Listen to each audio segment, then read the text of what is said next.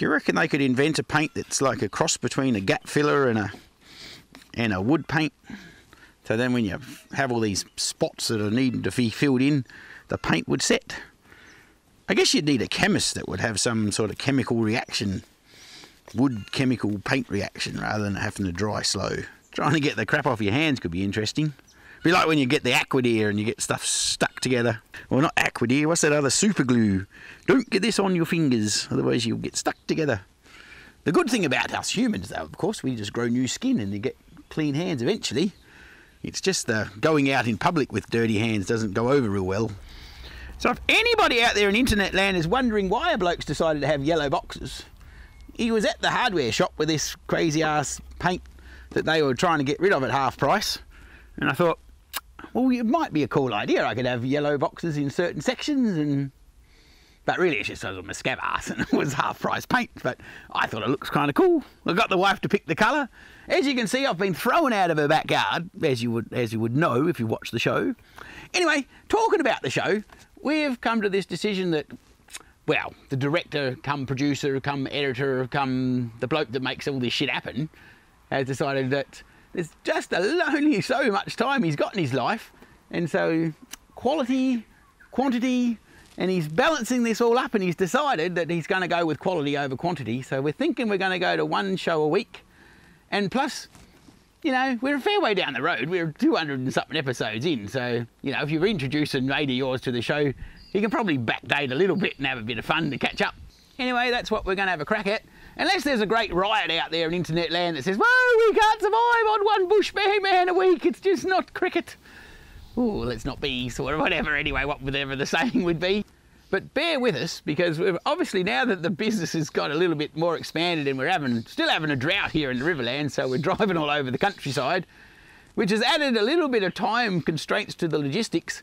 And so when we are somewhere where the bees are, we would like to spend a bit more time and have a bit more quality content for you, so you can actually, you know, learn something about beekeeping a little bit more. Talking about learning, if we get around to it, I know we've talked about it before, we're going to actually get ourselves organised. Hopefully we'll have enough time, if we go to one a week, that we'll be able to make a proper educational kind of beekeeping videos where you can get a bit more in-depth stuff. So, you know, after you have a laugh along with me, and then, hell, I might even teach you something for real. If you've been watching along for a little while and you happen to be a cool supporter, cheerio to all you supporters, by the way. What are we up to? Nearly 28,000 or something crazy, which is awesome.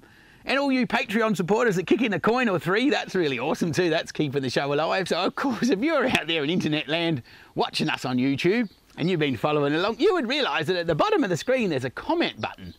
Just push on that, write a comment, and hell, if you've got something you'd like to see us do, or you know, an idea for the show, or some information you've missed and you'd like to know about with beekeeping, or if we were having this crazy idea about maybe doing something about more food producing, hell, kick us an idea and see whether you'd reckon that's a good thing to do. You guys all have fun out there over Christmas in internet land. We've decided that we're going to have a couple of weeks off because it's, you know, hell, there's only so many things you can film amongst turkeys and eating and drinking and carrying on, and family functions and work functions and goodness knows whose function you're at. Hell, if anybody out there has a comment, right down the bottom and to see how many functions you can actually avoid. Because I tell you what, there's way too many going on. And thank you to all you guys that have taken the effort to put the subscribe button on so you can catch our show every week. That's really cool.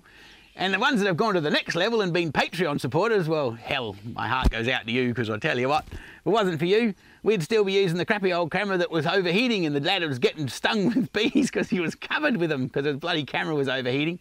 That was funny. But anyway, the only downside to that is that now I get stung a bit more because they don't all go to him. So anyway, but he can film without his gloves on, so that's rather cool. I'm not sure what I'm supposed to say next, but have a merry little Christmas, eat some pudding for me, have a rum or three. And if you've actually been on the website lately, you'd see that the honeycomb is back up.